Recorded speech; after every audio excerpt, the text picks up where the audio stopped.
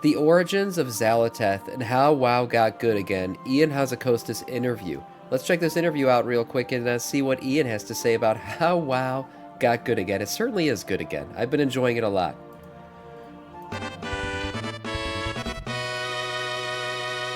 Hello, my name is Taliesin. And I'm Everton. He did, if you don't know. Yes, Taliesin did shout me out at the end of his video. It was very nice of him. And would you like to introduce yourself? No, this is Ian Hazzikostas. First question. This is the question that the entire internet is asking, and it would be remiss for me not to mention it. Have you based your look on Anduin, or did we base Anduin's look on you? Because this is looking amazing. This is so great. Thank you. No, I appreciate it. I have actually not seen the internet, so I'll have to do some catching up. It's been a sounds very unlike you here at Gamescom. I know, not watching, uncharacteristically. How does it feel being here today? You know, it's kind of funny, though, that Ian probably does not have time to get on the internet. Like, he's probably not lying. This guy works so damn much. Poor guy. And yeah, he probably hasn't seen all the memes. I wonder if he ever saw the Sylvanas memes during Shadowlands. Those were bad. Not at the headquarters, but watching from afar. How has it gone? First off, it's amazing being here in Cologne at Gamescom. I've missed, being in Europe. I look forward to coming back a whole bunch. But yeah, coming out here, not gonna lie, being out here while early access kicked off was mildly stressful, but only mildly, and that's just because I'm slightly neurotic at times. The game's I know the team has everything well under control. Things are in great hands on the design side, engineering, otherwise. And yeah, it's I think been an exciting first day of early access, and looking forward to like 2.5 days from now doing the global release. Yeah, I will say, by the way, early access, smooth as hell. Like, if early access was worth anything, it was worth it just to get in there and have no server issues, completely smooth launch. It was a really good time, honestly. And then when everybody else came in, all the peasants joined. I'm just kidding. Don't take offense. It's okay. Some people just didn't pay because they didn't want to, and that's completely fine. But once everybody else joined and the servers started crashing, then it was a proper launch.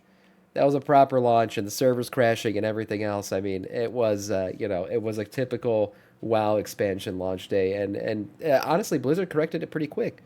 Servers went up and down a couple times, but overall, it was not too bad of a launch.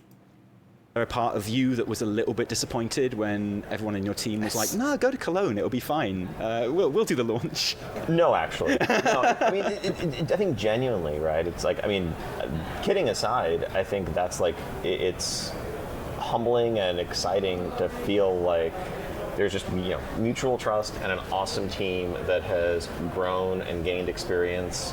And it's a relief to feel like I'm not actually needed, that I can go do something else and speak to the community out here, and things are going to be in great hands back home. You've been game director since we started making content a very long time ago now. And 8 years. A lot has gone on in the game and in the team over those years. How would you say that the role, the job of game director is different now than it was when you first started? I think the team has grown, the variety of our offerings have grown, the breadth of World of Warcraft has grown. I think, 6 years ago, if you were a World of Warcraft subscriber, what you got access to and what I was in charge of was a game called Battle for Azeroth. Today, if you're a World of Warcraft subscriber, you could be playing now soon to be the War Within. You could be playing Cataclysm Classic. You could be playing Season of Discovery. You could be playing Era or Hardcore. A month ago, you could have been playing. Imagine playing Cataclysm Classic right now. Really, you're into finger popping Deathwing and fighting tentacles more than playing the War with it. Jesus, what is wrong with people? I really wonder what the classic server population is right now. I know a lot of classic Andes are playing retail right now and actually enjoying it. It'd be interesting to see what the actual different game versions populations are right now. Mix 4 months ago, you could have been playing Plunderstorm, and who knows what else. And that I think the team has grown in support of those initiatives. And technically, I am the game director of all of that. But in practice, that has meant kind of taking a step back, empowering kind of new generation. Sounds silly, but a new group of leaders to make decisions, drive World of Warcraft's future. And it's been, I think the role has changed in that I'm a bit less hands-on than I once was. I don't go into the tool and get to make things anymore, which I miss at times. But overall, it's an incredible team, and I'm just humbled and just excited to be able to help guide them. That links It's really well. interesting. Like if you're not in corporate America, you wouldn't know this, but these like high end positions, these are high burnout jobs, man. Like people get burned out quick. Lasting 8 years as game director is pretty impressive. Honestly, I give it up to Ian. Like he's done this job for a long time through the hard times too. Like Ian wasn't game director during Wrath of the Lich King days. Ian was game director during frickin' uh, Shadowlands and COVID. Was he game director during WoD too? Oh, I don't know. I can't remember. But man, it's been a while. 8 years. Yeah, so he's been through it and he's remained in his position, which means he probably does still love WoW. Like deep down inside, the guy still has a passion for his job. That's probably why he's still there. Yeah, he's been beat up. That's for sure. That explains the hair loss. For me, it's my kids. For him, it's WoW. With another question, actually. We were watching really good interview with Scott Spalding Johnson men, and Chris Metzger stressed today. out. Really exciting to see that all going on. But one of the things that he said that really struck with me was when he came back, also pays the bills, he true. was taken aback and surprised with how collaborative, and I think the word he used was democratized, the creative process was on Team 2 now. Is that true? Have you noticed that? And what do you think the kind of the fulcrum for that was? When did that change really happen? I think I would say it's a mix of the growth of the team, fresh blood coming in, dare I say some Gen Z influence, but also the change in our structure, not having a creative director for a time, right? And moving away from a world where things were kind of very trickle down, where it was decided, all right, this is where we're going, this is the story we're telling, this is the framework, okay, now fill in the blanks and build within this framework. So somebody said, this is what we're doing. We're gonna have Sylvanas break the Helm of Domination, then we're gonna diarrhea shit all over the Lich King's lore and create this bald man that actually was the puppet master behind everything. Here you go, team. Run with it. Man, how did nobody stop that along the way? How did nobody raise their hand and be like, sir, Arthas Menethil is kind of key to this game's lore. He's been a big lore character are you sure we should shit all over him? Oh, decisions. Versus a bottom-up approach of, it happened. What are we going to do? Here are some ideas we're exploring. What are you excited by? What are the stories you want to tell? And I think the latter approach I think there's a lot of earnestness and a very direct expression of individual developers' passion in the work. But something that I think a shortcoming of it is potentially the lack of, it's harder to have like real coordination and very purposeful integration of all of it because it's coming from different directions and different places. Sure. And I would say, I think Dragonflight reflects that to an extent. Right? The story of Dragonflight is, obviously there is the overarching plot, but it's also a place full of countless vignettes and charming cultures, but it's more like this is a place that is. We're going to go here, and there's a lot of variety. Let's be honest, Dragonflight was a soft reset of the game. That's what Dragonflight was. Dragonflight was like, damn, we are messing up. All this shit went really bad in the last expansion. Let's get a soft reset so we can kick off the World Soul Saga. That's what Dragonflight was. And Chris Metzen says, like, he came in during Dragonflight, right? And the story was already written, and he said that he had to work to kind of curtail it a bit, kind of lead it into the World Soul Saga because that's what they had decided they were going to do. So, and Dragonflight wasn't out yet, so they had time to fix the things to make sure that it went that direction. But overall, like, whatever Dragonflight was supposed to lead to, it changed. And that's why Dragonflight overall felt like a nice, it reset talents, introduced, dragon riding, which is now dynamic flying, introduced the upgrade system. Like, it was it was like a patch with a new continent. That's kind of what it was. It was like, just a reset of systems reset, really, is what Dragonflight was. And that's why its story is so, like, non-consequential. It's just friendly shit. What it is, what it is. Iridikron comes out of it. That's about it. And Zalateth towards the end, which is really probably the Chris Metzen play to lead it into the War Within. Not Sam, Ian. What? He seems like a nice guy. I think I believe we are landing is a middle ground where I think we have a very strong creative vision that's helping drive the overall arc of a story that's so big that it's can't even fit in 1 or 2, but 3 expansions. But still, all of those interstitial gaps being filled in and molded by a process that is empowering every voice on the team. Right. I think you really see that across things, even like systems like warbands, right? Which we are so excited to see this kind of integration, on the player side of your characters and your team.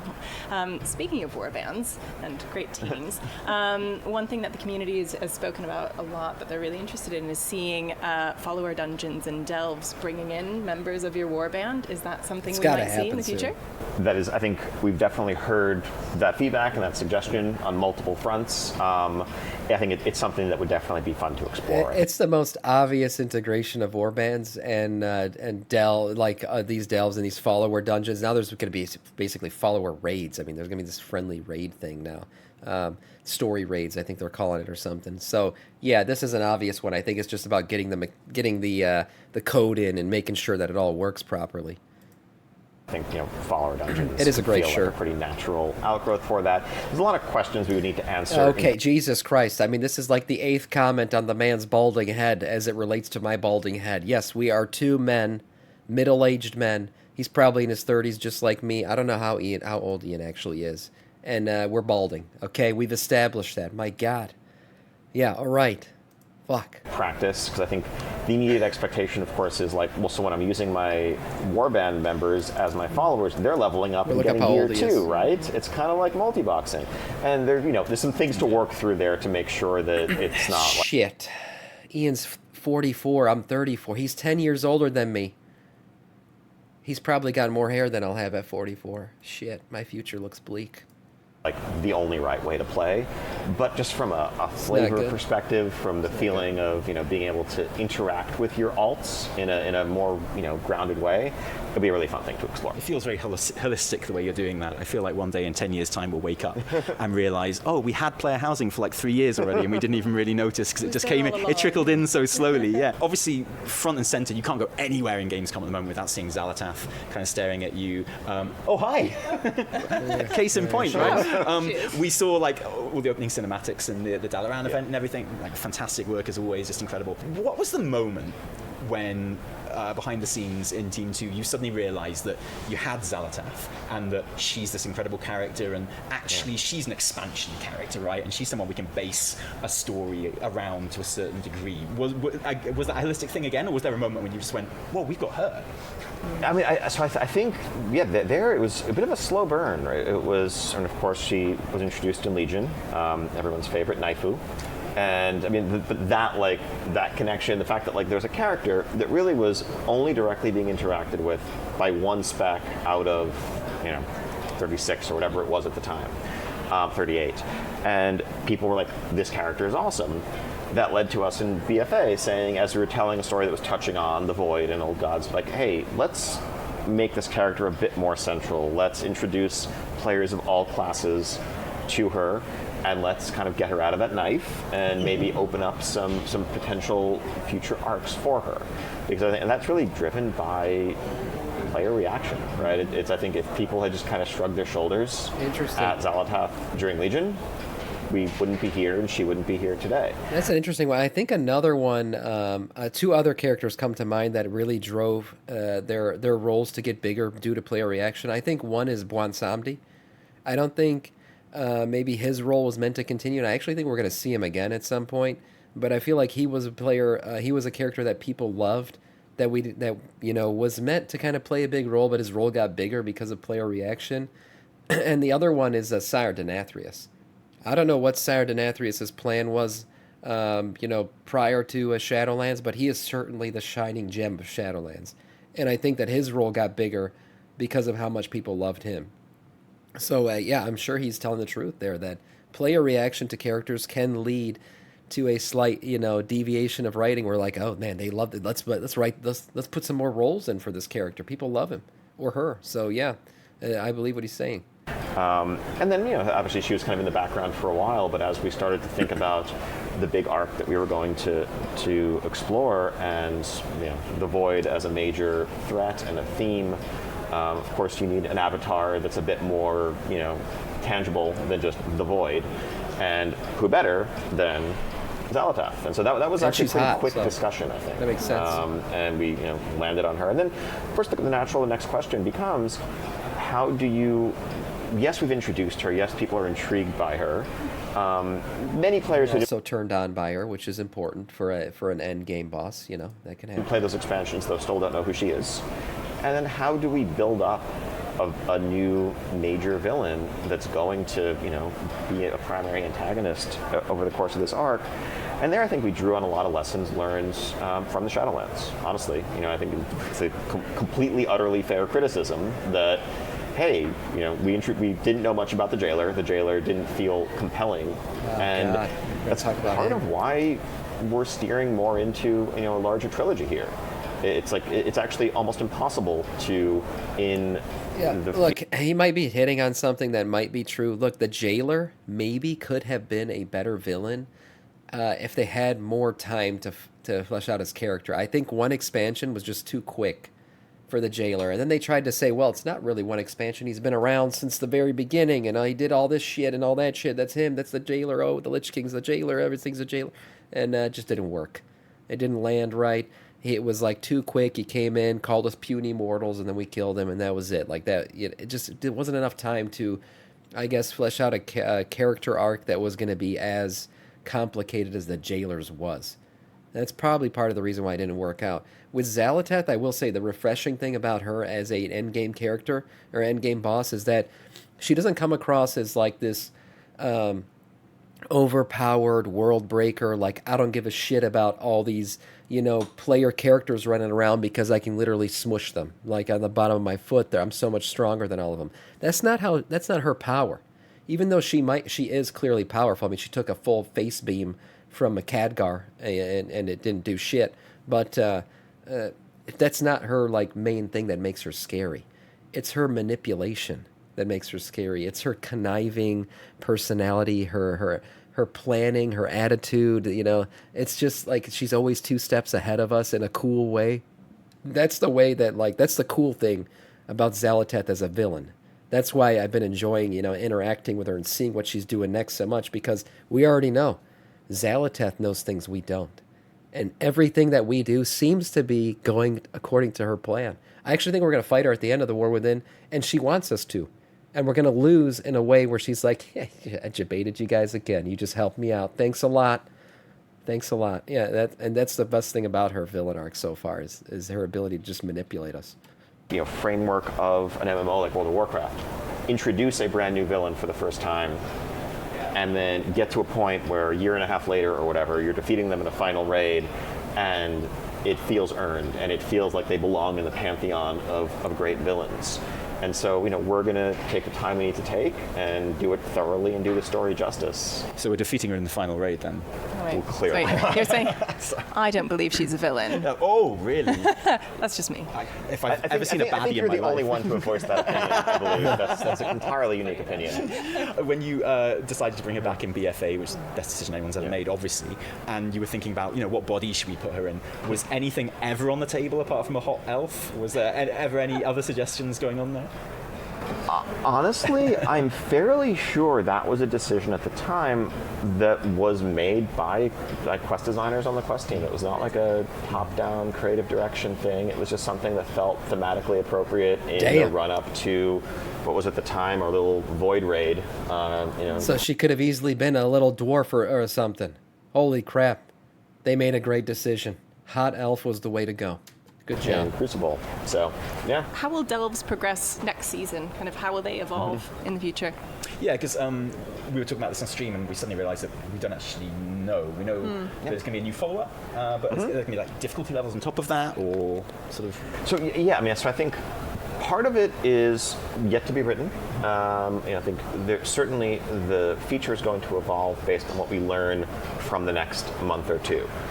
As much as we might test something on beta, we have a new feature like this, as we saw with something like Torghast, people play it and experience it very differently on the live servers when they're doing it with objective motivations, like filling their vault row and getting their rewards, as opposed to just for the intrinsic value of, I'm going to, bounce around on beta and see what this is all about. So I'm sure we'll be iterating and tweaking aspects of the universal experience. But yeah, Delves are a seasonal pillar that we want to keep carrying forward. So I think Season 2 of Delves, as you mentioned, will include a new companion to replace Bran. As we go to new spaces, I would imagine those spaces include new Delves. And so Yeah, I think the jury's still out on Delves. The one thing that Delves have going for them that Torghast didn't is they're not required. You don't have to do a delve. It's just another way to do something. It's a nice little snippet of maybe 15 to 10-minute content. That's something we never really had in the game before, so that's nice. It contributes to your vault, and if you want to do them, you do them. If you don't, you don't. Torghast, its other name was known as Chorghast because we had to do it multiple times, over and over. Absolutely garbage. Plus, it had that spiky dildo theme that was like all over everything in the mall and the raid. It just got so tiring to just see that gray-ass palette of colors and the spiky dildos everywhere, and it just got really tired and old really quick. Delves are a variety. They all look different from each other. They're a seasonal thing, and they're an optional thing. So they are far ahead of what Torghast ever was. Too many hot elves need something thicker. So you wanted a Kultiran Zalateth, is that it? That's what we're saying? You'll be doing some new Delves alongside the old ones. Pandaren. We haven't figured out the details. Maybe. Like, rewards will increase, difficulty will increase. I don't know that the right answer is going to be just adding more tiers onto the top. I'd imagine we do something more like what we do with dungeons, where the baseline, I'm actually just spitballing here, but I'd imagine that tier 1 through 3 or something stay as they are today because they need to be available for level up. But once we're in end game, as we do with Mythic Plus, we would just kind of slide the whole scale down, increase the rewards, rather than just bloating it with an increasing number of tiers. So will you still be able to, if you have an answer for this, will you still be able to level Bran in Season 2 when there's a new follower? I don't know the answer to that question yet. We have to figure that out. I don't know that we have a definitive decision. That's not even we're not ready to talk about it yet. It's we're going to see what it means. Our focus really has been on landing the experience at launch, and then we're going to turn to how to evolve it going forward. I know a lot of people really appreciate seeing delves, like follower dungeons, the new story mode that's coming up, like these kind of new ways of interacting with the game that don't rely necessarily on having loads of other people around that you can do solo, which is amazing. Was there kind of one event that prompted this kind of shift towards that, or has that always been kind of in the background? I mean, I think it's been in the background to an extent. I think it's a growing realization that we need to do a better job of serving all of our players. And it's funny, man. I feel like these people who play. I mean, I'm not talking shit, but I kind of am. People who play the game without ever interacting with anyone, they're playing like an MMO SPG. That's what massive multiplayer online single player game.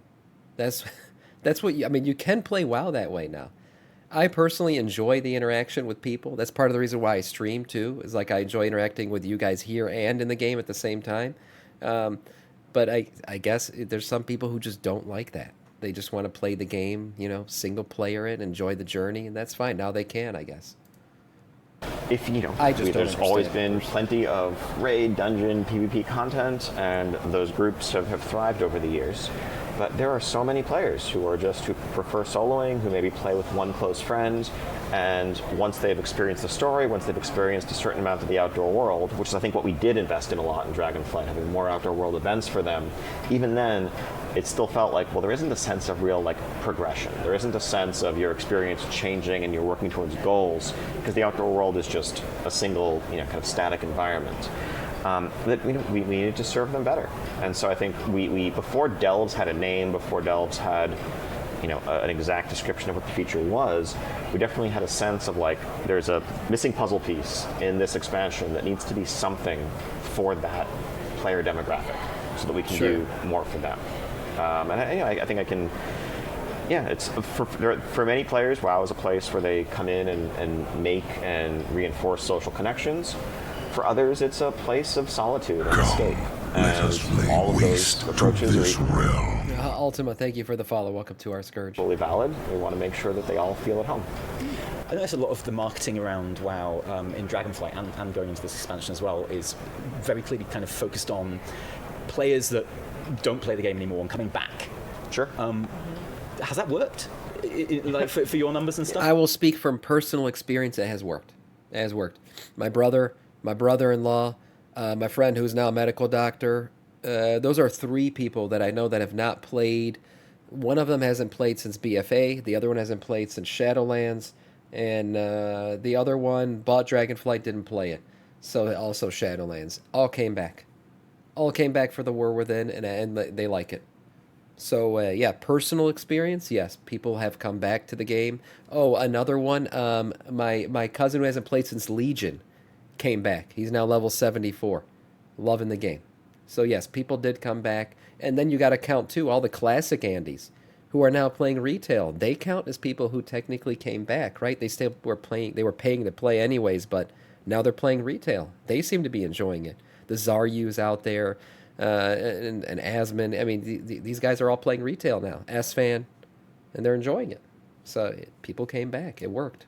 Because I know, anecdotally, we've seen it, but is that something that you're able to kind of see the fruits of at all? Yeah, I mean, I think there are countless players who return to World of Warcraft who have been away for a little time, who've been away for a long time. I think expansions are major events that bring them back, and we try to make sure that we're doing everything we can to make it a welcoming return. If you haven't played WoW in a while, things like Dragonflight being the new leveling experience to show you what you've missed and get you right up to speed for War Within are examples of that for returning or new players alike. But yeah, I mean, obviously we need to keep sustaining the community that we have, strike a balance between serving our loyal core who are with us today, but also giving reasons for players who have stepped away for a while or always wondered what WoW was about but never tried it out to do so. One thing that I found really motivating is seeing the content roadmaps. Oh, yeah. Those have Do been we have awesome. another one to look forward to for the War Within? I think. By the way, just this morning, 11.0.7, which is not on the content map, we just talked about it not too long ago, hit the encrypted build servers. So they are working quick. They are ready to reveal that next map, hopefully. Let's see what he says here. That will be coming, I think, a little bit later in the year. Right? I think that probably is a close of the year. Let's set up what's coming next. But I think I can. Well, yeah, so if you don't know, the current content map ends with the anniversary event in November. So I would expect us to get something in the winter in terms of content maps that we'd have to know what's coming next. So it would have to be November, maybe December. They probably do that, like, here's what's coming for the rest of next year, right? Like, that's probably what they would do, is a 2025 roadmap. That's probably what we'll get. And say that it will look similar in structure to what we saw for Dragonflight. I think we're very happy with the amount of content, with the cadence of the content we delivered over the course of the last year and a half. We want to carry that forward. So when you're signing up for the War Within, it's not just the stuff that you're going to play next week. It's all of those updates that will follow. Yeah, I would like to second the roadmap thing. I think it's something that's just given players so much confidence in kind of the game going forward. I think that's fantastic. Please can we have a transfer all currency button in the currency tab for this is not what you're supposed to do in interviews, I know, but I would never let myself we couldn't let this go by without complimenting your stubble, and B, we had to ask about the transfer all button. Can we have one, please? I've noticed, because it's the kind of thing you don't even notice on beta, and then you get to the pre-patch and you're like, I have a lot of currency actually. And I think that is an excellent quality of life suggestion. We'll take that back to the team. I think just to stress, warbands are laying a new foundation that we're going to keep iterating and building on. Yeah. But, You've obviously been a passionate player of the game before you kind of worked on Team 2, and now kind of being in charge of the entire thing. What makes a classic, brilliant, perfect WoW expansion for you, Ian Hazakostas, as a player? Yeah. And is that different from what you class as a great expansion for as game director? I mean, that's very challenging, because I think I stopped being able. I mean, sadly, perhaps I stopped being able to view expansions solely through the eyes of a player once I was on the development team. Yeah, man, that's like really honest. I appreciate that honesty from him. Like, he's admitting, like, I can't see the game as a player anymore, and he kind of lost that ability, because Ian used to be a high-end raider. If you don't know, Ian was like, he was a guild leader, a raider. He did it all, and he switched over and got hired by Blizzard. And as he's admitting that there is a disconnect, which I think is why he's also admitted that he appreciates feedback so much from the community. And he's always said something. the community won't give you a solution to a problem, but they sure as hell will point it out. And that's good. That's good on his part. He doesn't need to find the problems necessarily because he's not a player and he's not going to understand the problems that players will find. But he is responsible for trying to fix them. And I think he's finally fallen into that dynamic where he's become a really good game director and that he understands the feedback we're giving him and he works on fixing it. He takes it and he works on it. And that's really good. I actually appreciate Ian on this answer. I joined just before Wrath came out, so I did a little bit of work on it at the tail end, and then of course did a lot of work on its patches. But at launch, those are the two that I kind of experienced going in fresh. Between them, for me, Burning Crusade is kind of peerless, just because there was not a mold yet. There was not a template for what an expansion should be. It was, after spending 2 years and many, many, many hours in Eastern Kingdoms and Kalimdor, suddenly going through the Dark Portal, and the possibilities BC are was limitless. wild. And you're on an alien world, and I'm, all sorts of new creatures, huge gear upgrades, flight. Like it was transformative. Whereas every expansion afterwards, I think there have been certain expectations. Like, okay, I'm going to get 10 levels. There's going to be X new dungeons. Like, and so it's exciting, but it wasn't the unknown as a player.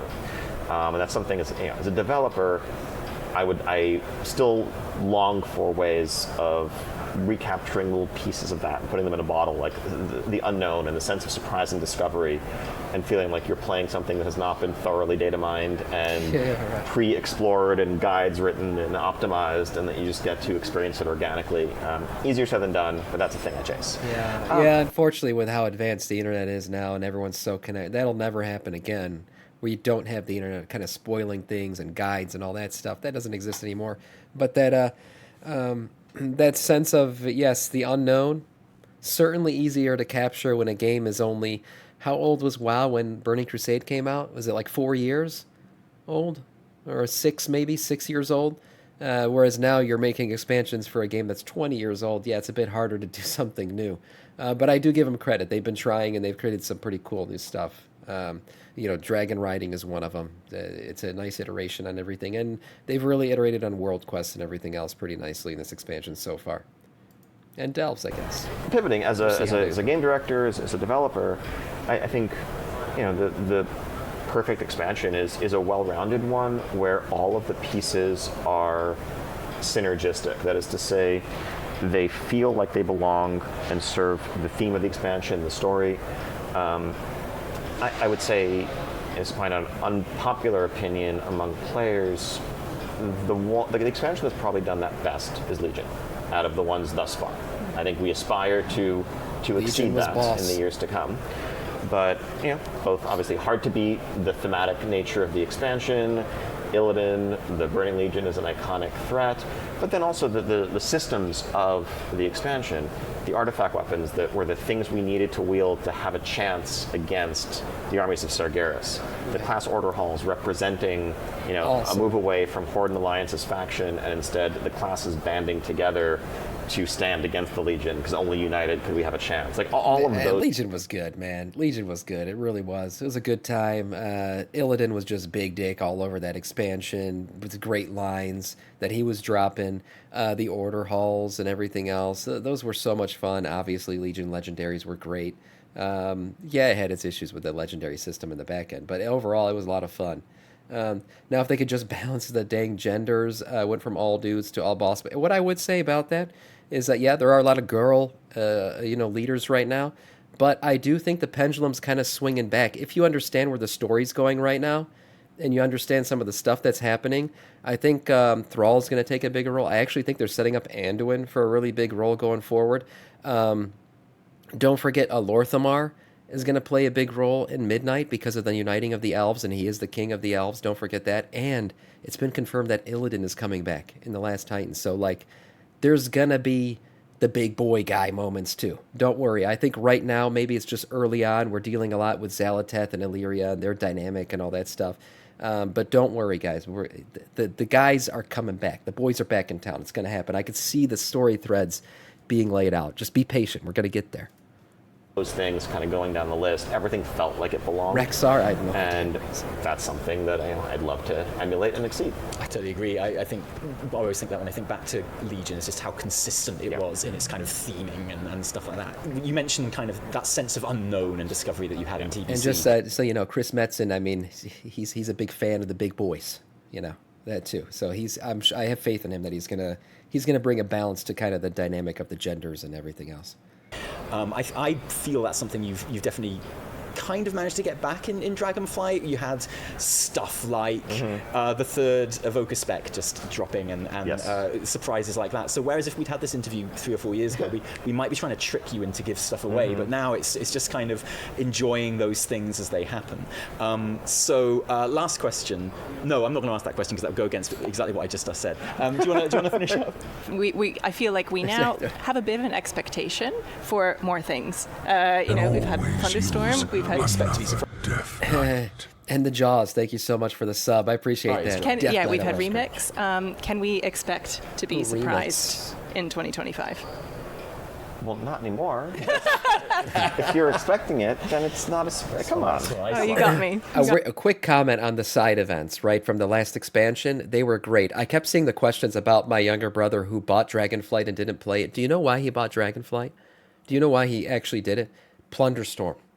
Plunderstorm, he saw it and he was like, actually, this looks kind of cool. I'm going to pay for a month real quick and get into this Plunderstorm game. I want to see what it's all about. He played Plunderstorm, enjoyed it so much, it made him wish WoW, and then he bought Dragonflight, played it for a little bit, and then said, I feel a little bit behind. I'm just going to wait for the next expansion to come out, and then I'll start playing again, which he has. But these events, that's what they did. They did that for a lot of people. They brought a lot of people back into the game, which is very cool, actually. Always use another Death Knight. And the Jaw, thank you for the gifted sub. Going for the pet, thank you so much. I appreciate that. So these side events, like I was saying, they did get people to purchase the game. They did get people back into WoW. And I think they've been slow building up to the War Within, and now a lot of people came back. So I really think the WoW population is probably in a great spot right now, and I'm sure they'll continue to do side events like that because they're very good for bringing people back into the game. I tell you happy birthday. In all seriousness, though, I think probably no secret that Remix in some form is likely to return. But I think, we haven't just said, okay, we've done Plunderstorm, we've done Remix, we're done, let's keep recycling those. We want to keep exploring new experiments, new ways to experience World of Warcraft alongside the main game, and that may potentially inspire additions to the main game down the line. And so, that probably won't be spelled out with crystal clarity in our roadmap, but there may be some question marks in the roadmap and mysteries to be explored.